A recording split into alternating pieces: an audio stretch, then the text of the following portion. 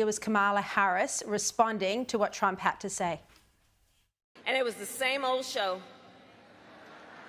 The divisiveness and the disrespect.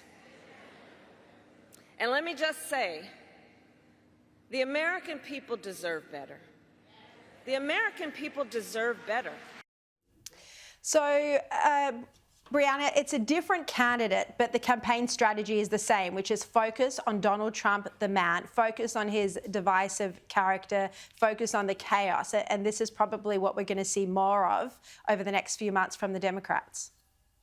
Yeah, and again, I think it's important that when we frame this, Donald Trump is actually not a divisive figure. If you ask the American mainstream media, he's divisive. But if you talk to the average American, I have Democrat friends, unfortunately sometimes, who will literally say, yeah, actually the economy was better under Donald Trump. Hey, things were safer under Donald Trump. I have friends who voted for Biden in 2020 that have changed their registration. So Donald Trump isn't actually the divisive monster that Democrats and the media have portrayed him as, but that is their playbook. And the problem with that playbook is Joe Biden won in 2020 because his message was, I'm not Donald Trump, vote for me. And that worked because people were, they were consuming mainstream media every day. They felt like there was some really big problem. But when you have 4 years of a Trump record versus 4 years of a Biden-Harris record, and she owns every bit of that record just as much as Biden, people start to think, well, what made my pockets feel better? Who allowed me to put more food on the table? Who allowed me to pay my bills with ease? And that's the problem that Kamala Harris will have to overcome with independent voters.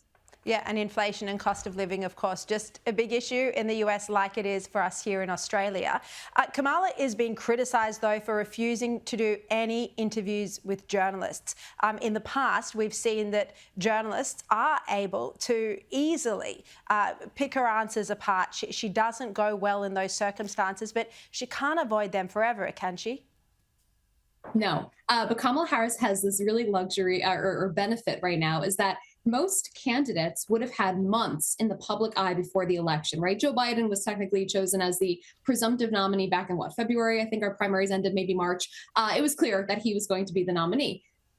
Kamala Harris has 97 days left compared to most candidates who have 6 to 7 months, who have that intense scrutiny. So she's getting to skate by 4 months of solid interviews, of solid scrutiny, of questions, and that's what she's going to use to her advantage. She has yet to sit down for a live sit-down interview. I'm curious as to when that will happen, and I think the fear from her handlers is that she has the same problem Biden does. She can read off a teleprompter just fine. She can chat with people for a minute or two here and there on the streets. But when it comes to answering questions, especially about her record, they don't really have a lot of answers to explain why things have gone so poorly. And it's interesting. Donald Trump does expose himself to hostile interviews. We've seen that time and time again. The Black Association was one such hostile place, but Kamala will probably try to only do media interviews with friendly stations. That's what I think is most likely going to happen over the next few months to reduce the risk. Brianna Lyman, thank you very much for your time.